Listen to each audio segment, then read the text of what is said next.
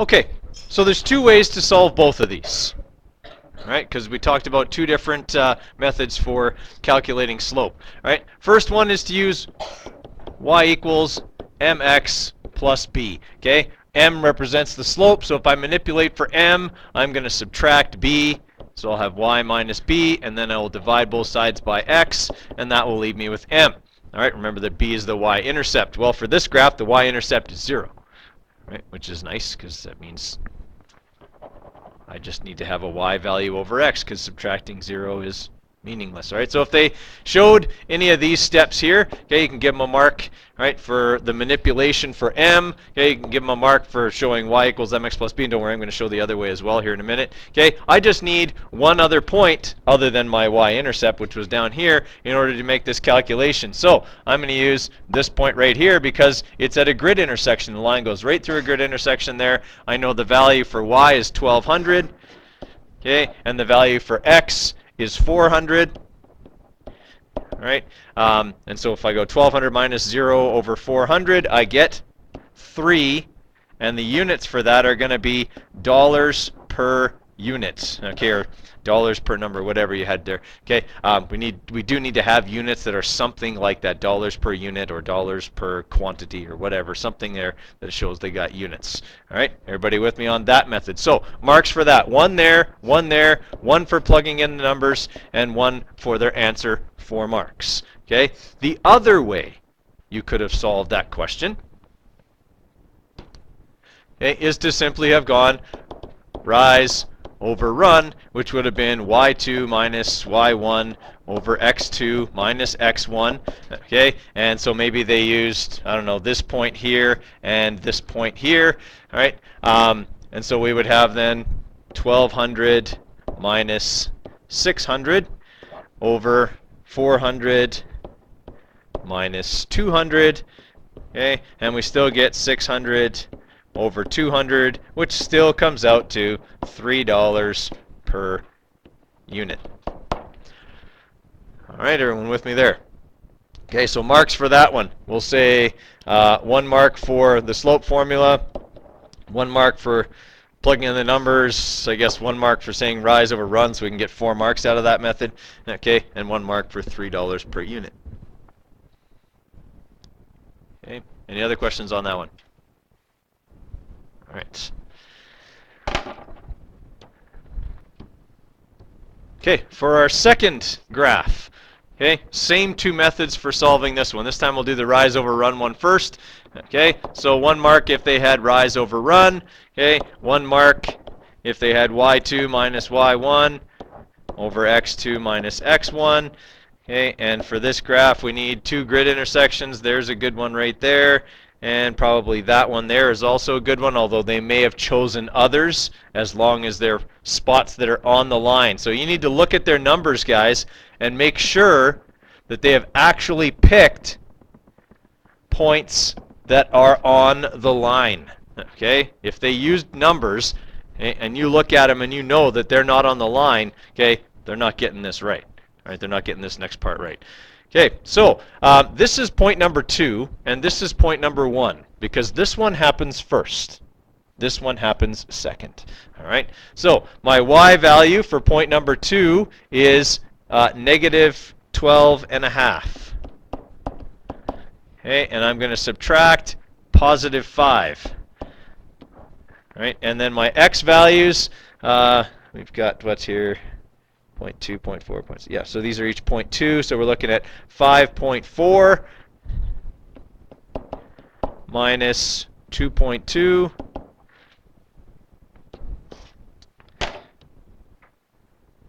So we will have 12.5 minus 5. Sorry, it should be negative 12.5 minus 5, because it wasn't minus.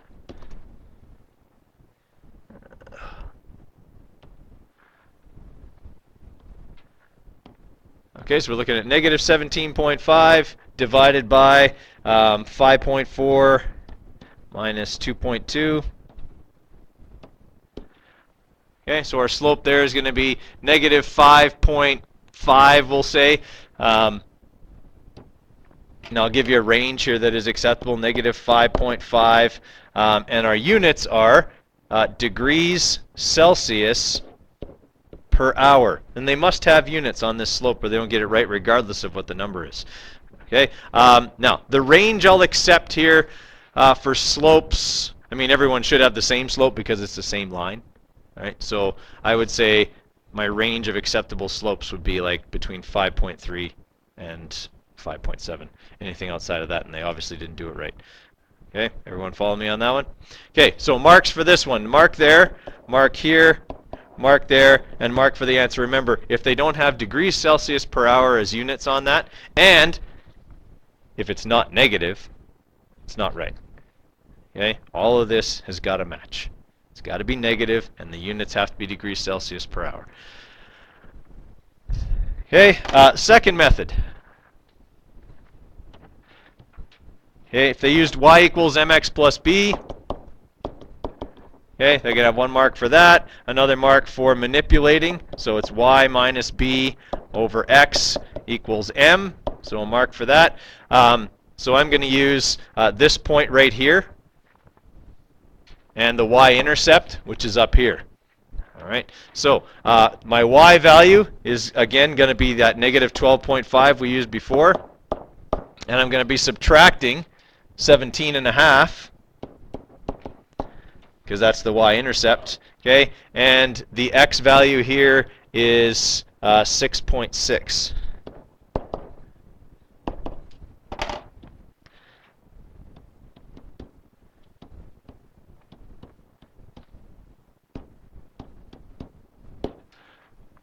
Whoa.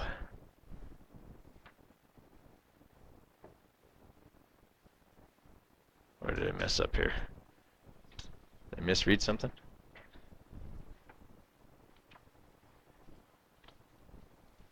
We have 12.5.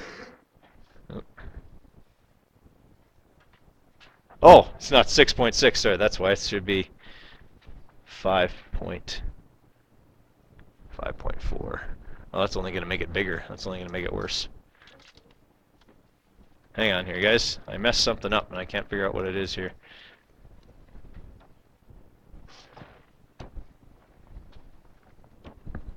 Okay, so Coder forgets order of operations here, and the calculator outsmarts him. Okay, and that happens sometimes. Okay, minus 17.5. I want that operation done before dividing by 6.6. 5.4, sorry, right. That's better. Okay, negative 5.5. All right, so that's what we basically said it was the last time. All right, so we're good on that one. Okay, and that again is in degrees Celsius per hour.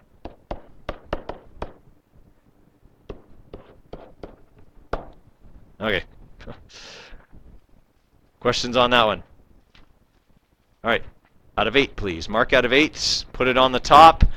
Make sure your name is on it. Put it in the box. Then you need to open your notes package, okay, to lesson 8.1 or 8.2.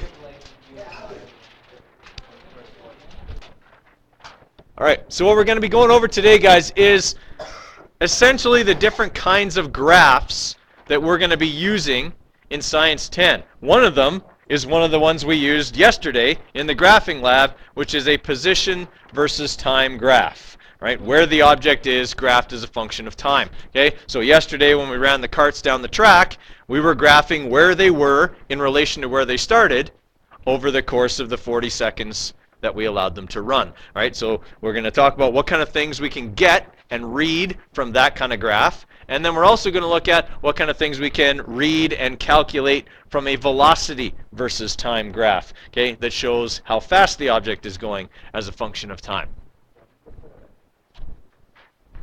Yes? Okay. All right, so we need to understand what kind of information can be read from the kinematics graphs. Okay, understand that graphs and equations from kinematics show the same information in different ways, and I'm going to hand out your formula sheets here right away as well. Okay, and learn that kinematics equations, the ones that are on your formula sheet here, okay, actually come from graphs. Okay, now the big thing, guys, with using graphs is that we need to develop the skills necessary to be able to look at any graph and interpret what's going on. Okay, you're not going to deal with that many different graphs in Science 10. Okay, and so as a result, there's a tendency for people to memorize things about graphs, and that's only going to get you through Science 10. Right? You go on to any of the sciences where you're going to be dealing with umpteen dozen different kinds of graphs. It's too much information for you to memorize about every single graph. Right? As an example, in chemistry, okay, you'll be dealing with concentration curves and enthalpy curves and things like that. Okay, and you'll have probably in Chem 20 alone at least a dozen different kinds of graphs that you might deal with in that course. Okay, in biology, okay, you'll have population curves and things like that that you'll be dealing with. You'll probably have about a dozen graphs in that course as well. You take physics, physics 20, there's probably close to 20 different graphs. Okay, physics 30, it's probably double that. Okay, there's just no way you could memorize what you can get and calculate from 50 graphs. Okay, it's ridiculous. So it's better to learn how to look at any graph and interpret what's going on. Okay, it's an important skill because graphs are just, they're everywhere in science, right? And obviously they're in math as well, although you don't seem to do as much interpretation, more calculating in math. Okay. All right. So the first kind of graph is the kind we dealt with yesterday, position versus time. Right? A position versus time graph essentially tells us where the object is at various points in time. Okay, that's what position is. Where are you? Okay, my position is that I am near the front of the classroom, you know, about a third of the way from the east wall and 2/3 of the way from the west wall. That's my position. All right, if I move back a meter, well, my position changes by a meter towards the north wall. All right, everyone follow me on that? Okay, so a graph of position versus time tells you where an object is at various points in time. So if I know where the object is at several different points, would I be able to figure out things like distance? Yeah, okay. If, for example, in the morning you're here in Okotoks, but by the afternoon you're in Edmonton, your position has changed. Can I figure out how far you went? Yeah. And if I know how long it took you to go there, I could probably also figure out how fast you went. Agreed? Okay. And since I know your actual locations, Okotoks and Edmonton, I could probably also do the vector stuff. I could probably find your displacement and your velocity as well. All right? And that's the kind of stuff that we can get from a position versus time graph. Okay? So looking at, let's say, this graph right here, this first one on the left. Where is the object at the beginning of this graph? Don't say at the beginning. That's not the right answer, by the way. If I ask you where the object is, am I asking you for its position? Okay, what is the object's position? Okay, 20 minutes, or 20 meters, sorry, yeah, from somewhere, right? From 20 meters from the starting point, or from zero, okay, is all we know. It's positive 20 meters, okay, since they didn't give us a direction here. What's the object doing right there? Because obviously a whole second goes by, okay? In that second, what is that object doing? Nothing. Okay, it's standing still because after 1 second, it's still in the same place. All right, so when I look at this graph, if someone asked me, how fast is the object going between 0 and 1 seconds, I would tell them 0 meters per second. Okay, that's interpreting a graph. I didn't even have to do any calculating. I could just look at it and go, well, its position didn't change, so it stayed in the same place, which means it can't have gone anywhere. Right? Which means it can't have a speed or a velocity either. Okay? What's the object doing here?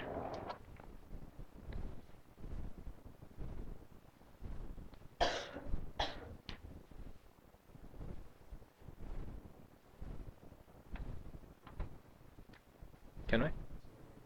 Okay, it's moving. How is it moving? Constant speed, accelerating, backwards, forwards?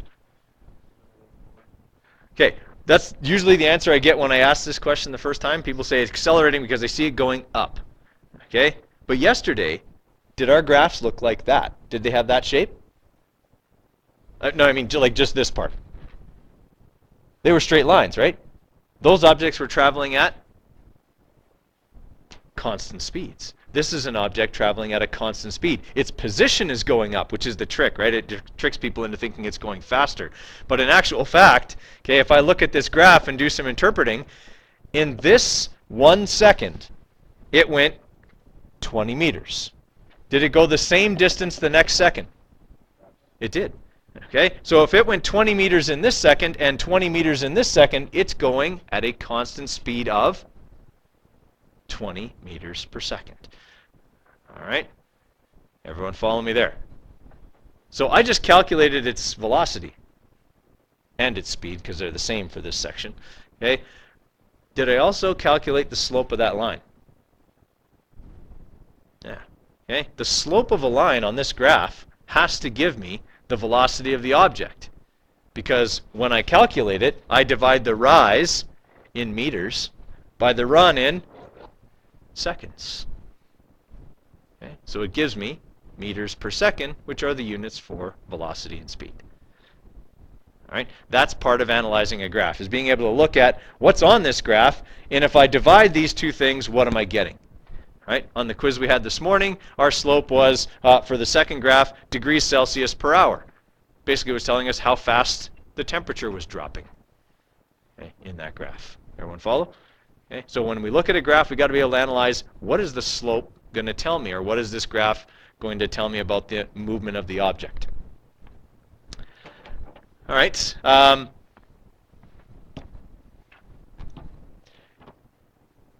What's the object doing here?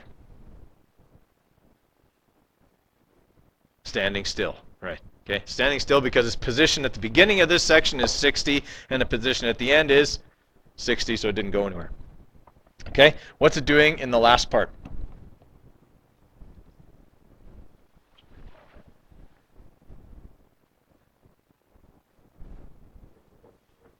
Getting closer to where it started. So if I went forwards, and now I'm getting closer to where I started, I must be going backwards.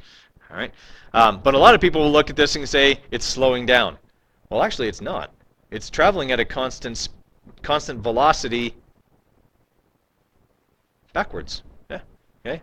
And that's perfectly okay. Really, what this graph is showing is an object doing this for 1 second, standing still, and then for 2 seconds, moving forwards, and then for 1.5 seconds standing still, and then for 1.5 seconds going backwards right to where it started. Okay, everyone follow me on that? Simple forward and backward movement. That's what that graph is showing. Okay, what's the total displacement of this object? 0. Okay, the total displacement of this object is 0 because it started here at 20 meters and ended at same spot, 20 meters. Okay, yes, it was 6 seconds later, but it was still back where it started, which means its total displacement was 0. Now, if you look at your formula sheet, okay, you'll see a formula on there that looks like this.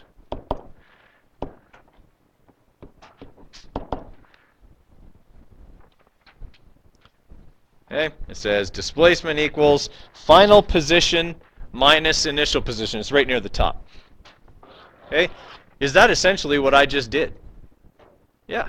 Okay, I read it off the graph, but it's essentially what I did. That formula comes from a graph. Okay, final position minus initial position tells me the total displacement of the object. All right.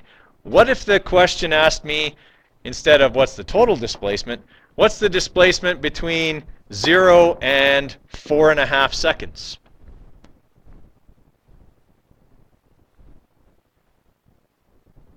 How would I do that?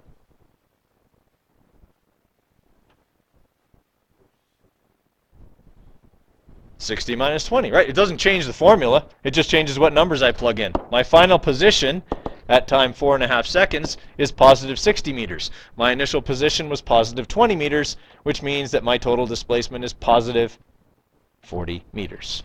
Okay, is it important to have the positive on there? Yes, it is, because it's a vector quantity. All right.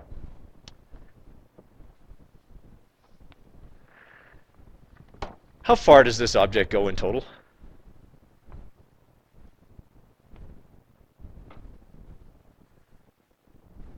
Okay, so reminder, if I ask you how far, I'm asking for distance. Okay, does direction matter for that?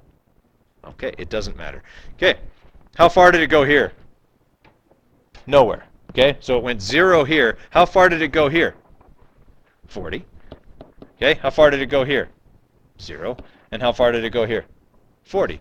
How far did it go? 80 meters. Okay, not too tough, right? It's just the first time you've seen it, but really that's not a very difficult calculation. Right? If I want to find the total distance traveled, it's the same as when you get a word problem. You figure out how far did it go in part 1, how far did it go in part 2, part 3, part 4, and add them all together. Okay? It isn't any different than when you solve the word problem. In fact, it's probably quicker. Okay? That's the advantage of having a graph. All right, another kind of position versus time graph. In this position time graph, though, we don't have any straight lines. We have a curve. What's that object doing? It's accelerating. Okay? So if I'm accelerating, that means my speed is changing. In this case, I'm going faster and faster. How do I know that? Right. Each second, I go further than I did in the second before. Okay, and I don't mean like the total distance. I mean in second number 1, okay, or let's say between 1 second and 2 seconds, I traveled 10 meters. But between 2 seconds and 3 seconds, okay, actually I didn't go 10 meters, I went 8 meters. Okay, but between 2 seconds and 3 seconds, looks like I went closer to 10 meters. All right, and between 3 seconds and 4 seconds, looks like I went like 12 or 13 meters in there. Each second I go further. Well, if I go further each second, I must be going faster each second. All right? So again, it's a matter of looking at the graph carefully and seeing what kind of patterns we can read off of that graph. Okay? Everyone follow me there? So rather than memorize, we want to be able to look at this and kind of figure out what's going on. All right.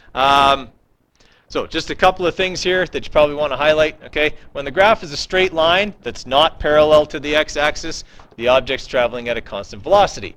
Okay, if the graph is a curve, it's undergoing acceleration, and that could mean positive or negative. Okay, and then lastly, if the line's parallel to the x-axis, it's standing still because the position isn't changing.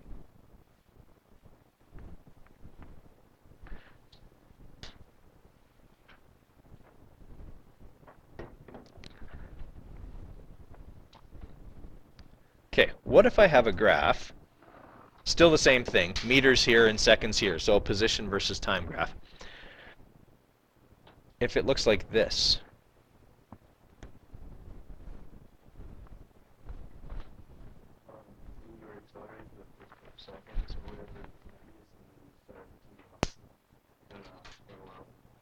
Okay, you're kind of right. I'm accelerating the whole time, actually. I'm just accelerating backwards. Okay, remember how we said if a line's flat, I'm actually stopped? Does this line get flatter and flatter? It does. Okay, it starts out really, really steep, but it gets flatter and flatter and flatter until it's practically stopped. So here, okay, if this is 1 second, okay, I went pretty far in that first second. Okay, but in this next second, I didn't go as far, right? And in the second after that, okay, you can see that the distance between these, well, it's supposed to be getting smaller, but it's a hand-drawn diagram. Okay, I'm not going as far each second. I'm slowing down a little bit. Okay, everybody all right with that? Okay. Sometimes you'll get a position versus time graph that looks like this. So we still have meters here and seconds on this axis, but now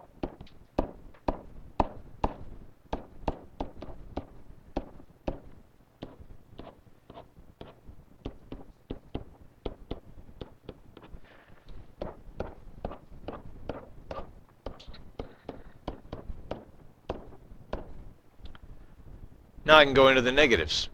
Is that okay? Yeah. Position is a vector quantity.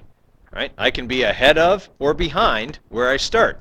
Right? So a graph that looks like this is just simply showing that. Right? So if I've got a graph that looks like that, what's that object doing?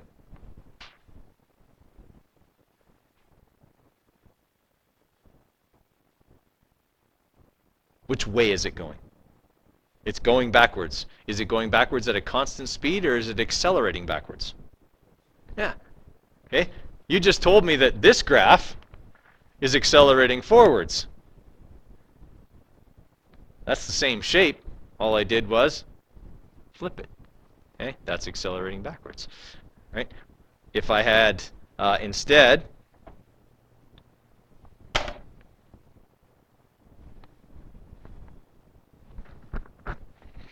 okay, instead I had, let's say, this one. What's that object doing? Yeah, it was going backwards initially, but it's actually slowing down. Yeah, it's coming to a stop, right? Anytime the line flattens, it means that your speed is getting slower, right? Or your velocity is changing in the other direction, right? If this pattern were to continue, it would eventually start to look like this.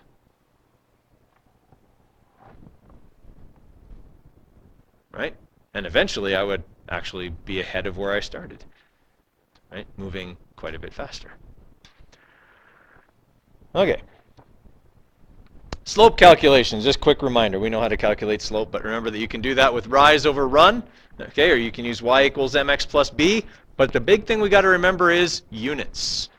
Right? From a position versus time graph, I'm going to be dividing meters by seconds, which means the slope of this line, whatever its magnitude is, the units for it will be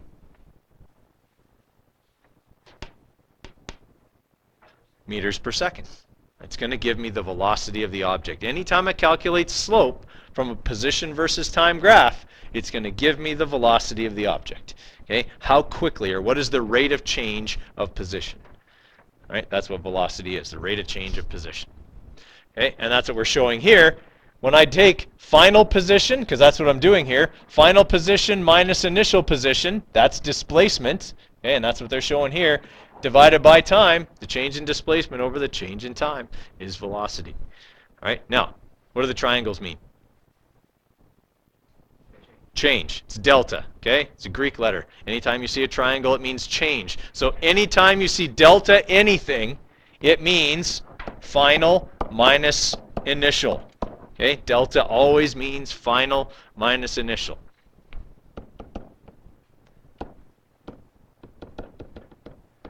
You might want to write that down somewhere. That one's pretty important because you're going to see delta all the time in physics.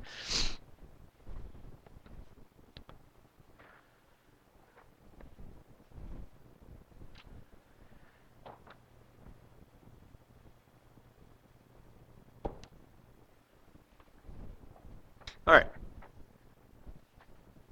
I've had questions like this on quizzes and exams in the past, Jen and Shay. Okay.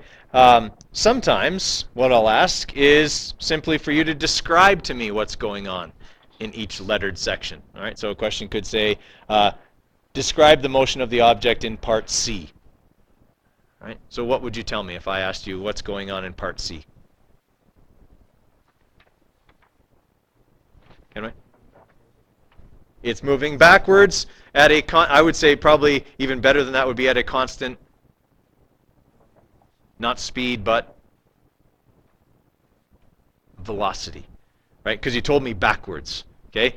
We can't say here's a direction and then give a scalar quantity, right? You said backwards and speed, okay? So you gave a vector and then a scalar, right? So we would want to say it's moving backwards at a constant velocity, okay? That would be a full mark answer for that question. If you said moving at a constant speed, you're, yes, technically correct. It is moving at a constant speed, but you could have been more correct, okay, if you'd have said moving backwards at a constant velocity.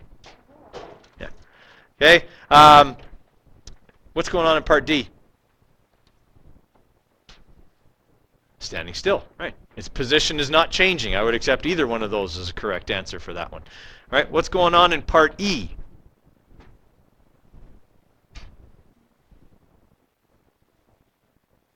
Is it increasing its speed? No, because it's not a curve, right? Okay, it's changing its position at a constant rate, which means it's traveling at a constant speed, but more importantly, it's moving forwards at a constant velocity. Okay, and is that also true in F? Yes. In which part, E or F, is the object traveling faster? E. Okay, here's how we know that. We just talked about how the slope of these lines represents velocity. Which one of these lines has a greater slope, E or F? E. It's steeper. All right. So little things like that are things that I'll ask, and that will allow you to show me how much you understand this stuff. Okay, at what level you understand it. All right. You tell me that C is a constant speed. I know you understand this at about a 2 out of 3 level. Okay. You tell me moving backwards at a constant velocity. That's a 3 out of 3 level. Okay. You tell me moving backwards. That'd be maybe like 1 out of 3. Okay. Everybody with me there? All right. This question could also ask you a few other things. Like, let's say, what's the total displacement over the whole trip? 0. Yeah, that would be an easy one. Okay.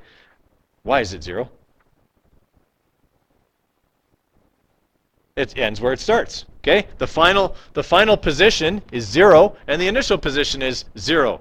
Displacement's final minus initial, it comes out to 0. All right. What if it asked you, what's the total distance traveled?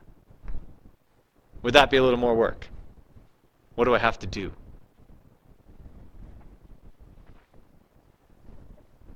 Right, I have to add up all the sections. Okay, so in part A, it went from 0 to 6. So that's 6 meters. How far did it go here?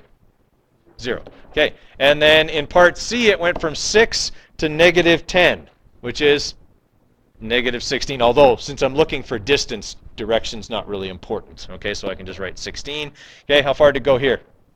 0. Okay, and then in part E, I could probably add E and F together. The total from here to there would be 10.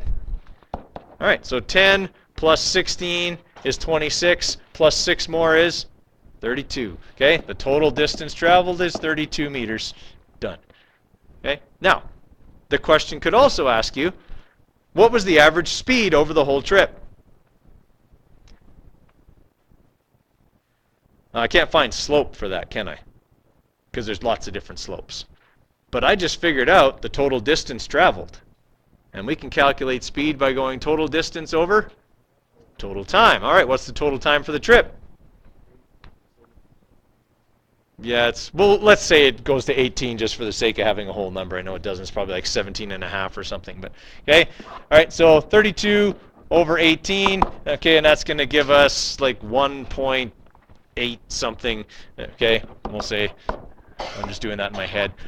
Okay, 1.8 meters per second, somewhere in that neighborhood. What's the average velocity over the whole trip?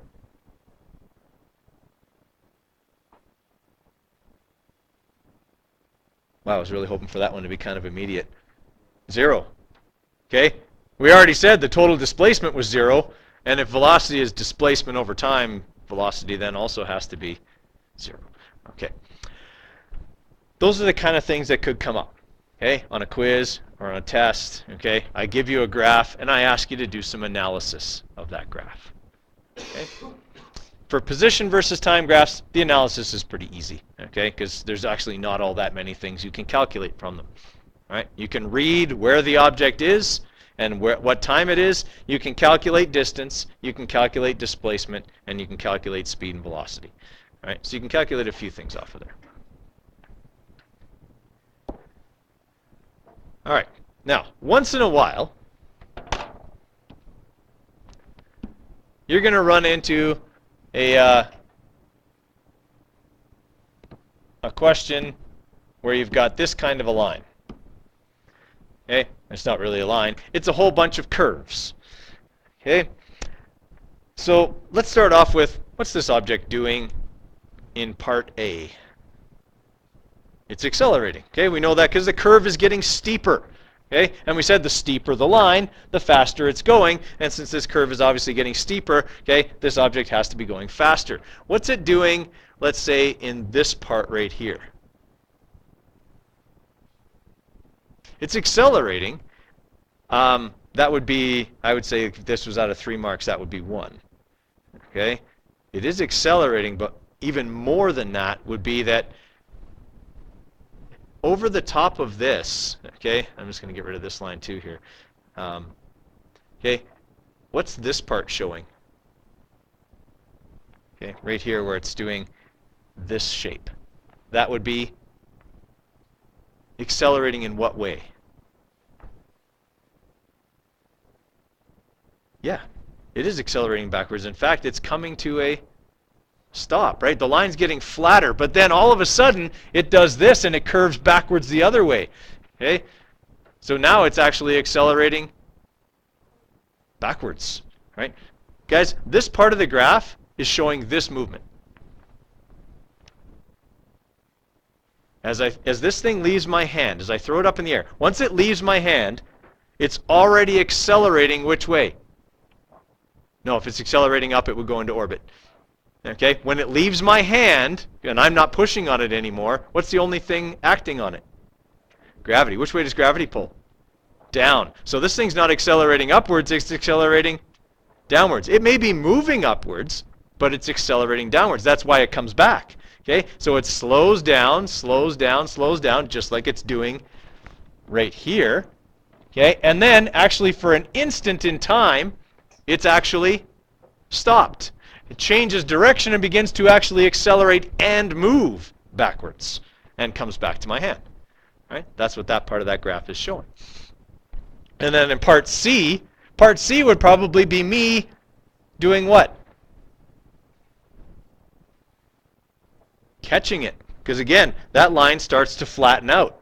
And anytime a line flattens out, it means that it's slowing down. Okay, so that would probably represent me catching that marker. Right? Now, once in a while, a question will ask you, on a curve, how fast is the object going at a certain point? Okay? Now, normally we calculate how fast something's going on this kind of graph by calculating the slope. Can you calculate the slope of a curve? No, you can't. Because the slope of a curve is always,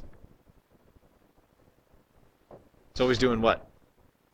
It's always changing, right? This slope, or this curve here, is getting steeper and steeper and steeper, right? So calculating the slope of it is impossible because it's not a constant number.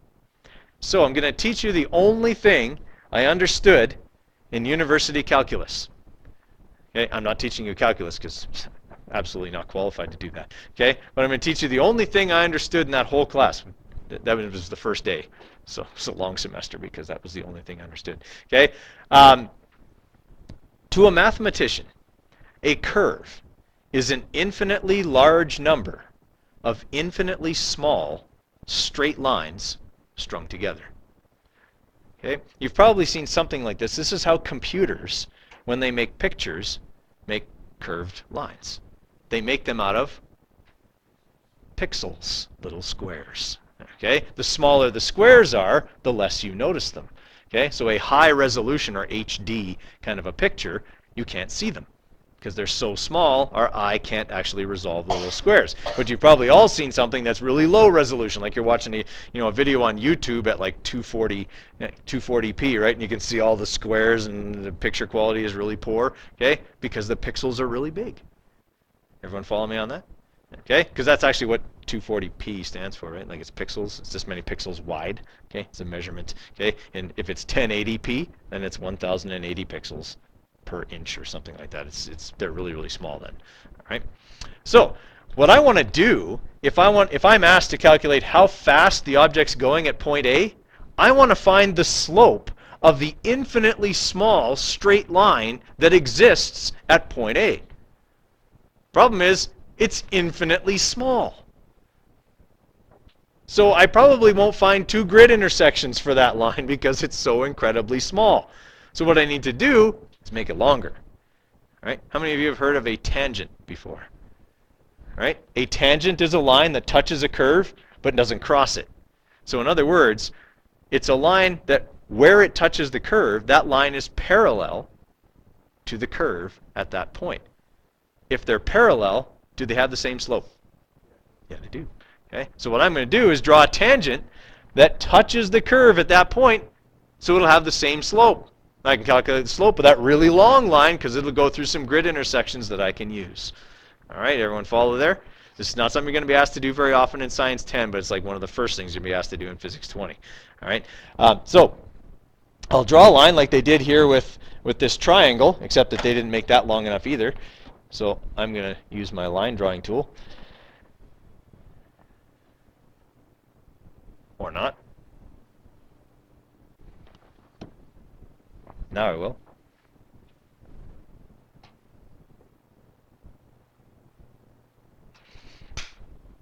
Okay, so that's not too bad. It might be just a touch too shallow.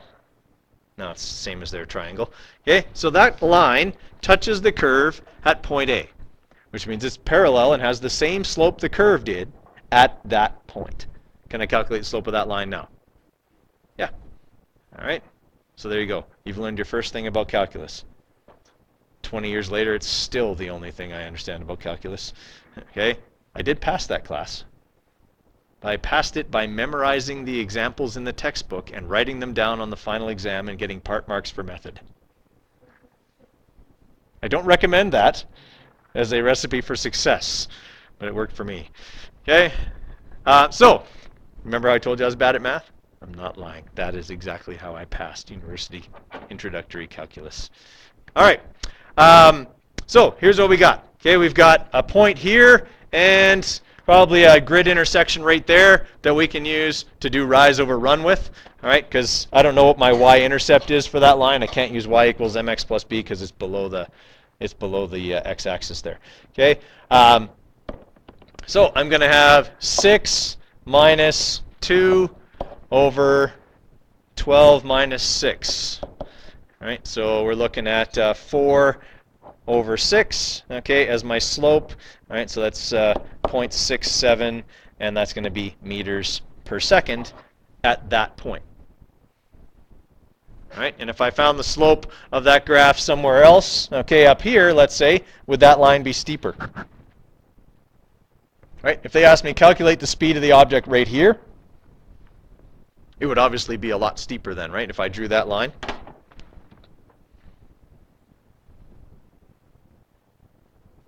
Okay, that's not great, but it's obviously steeper than the one I just calculated. Okay, which again proves this object must be accelerating because the lines are getting steeper, slopes are getting greater. All right. How fast is the object going at point B? So that is right here.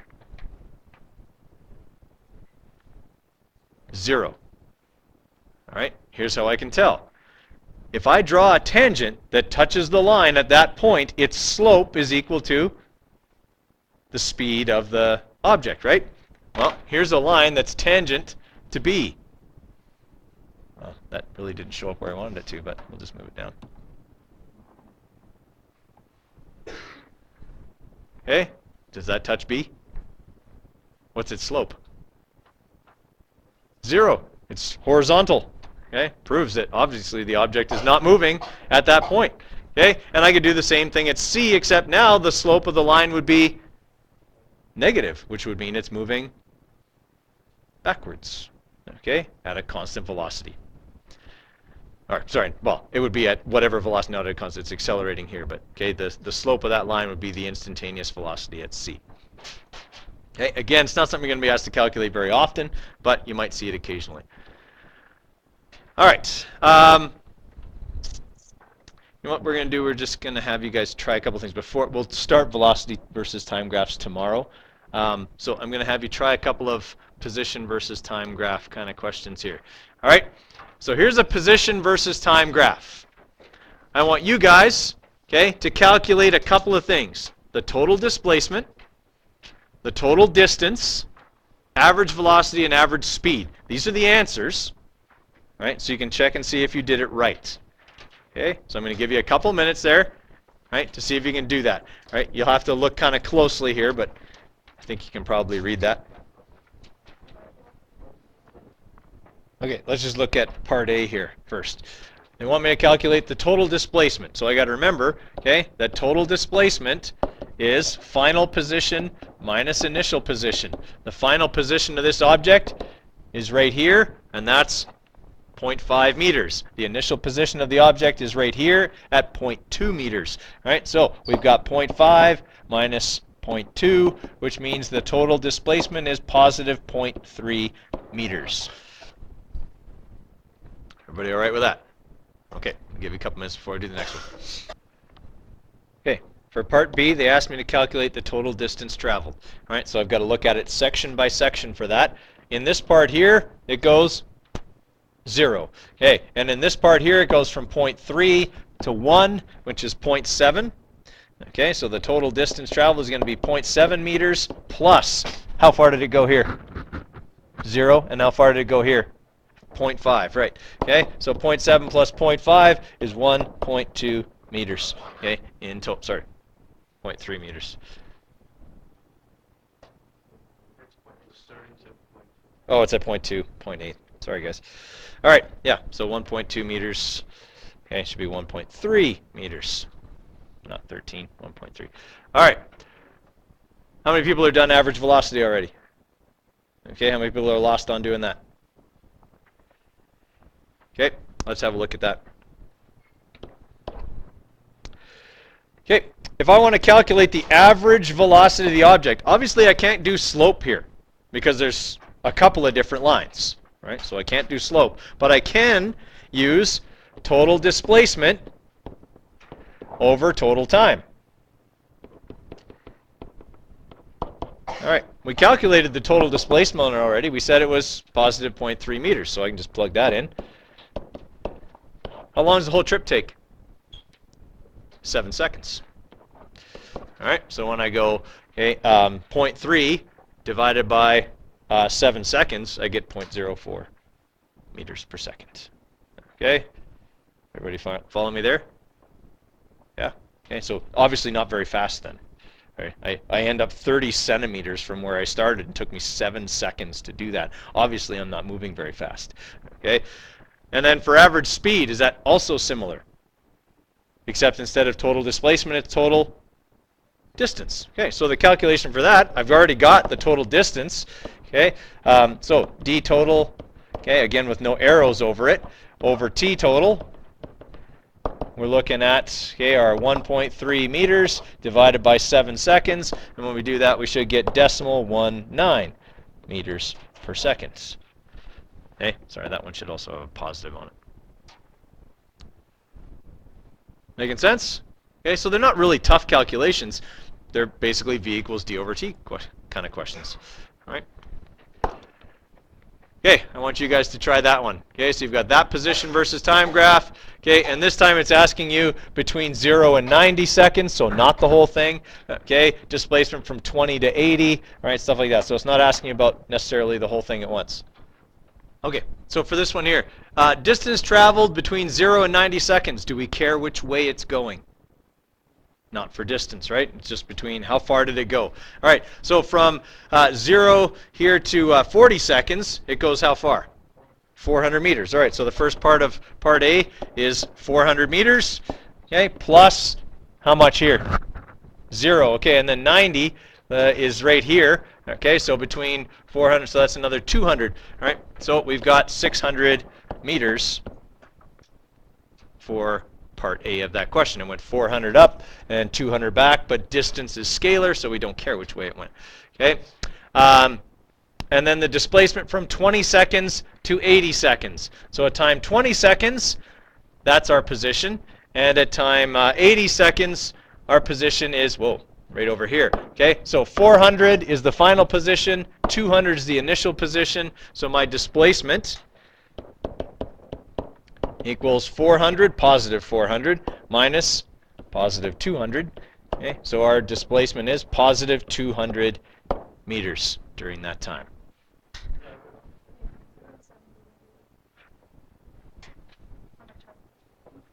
Oh, on the chart. Oh, yeah, sorry. You're right. Absolutely right. Sorry, guys. So we're looking at, sorry, 300 is our final position. So up 300, 300, 100. Should go back to bed. Okay. All right. Speed over the whole trip.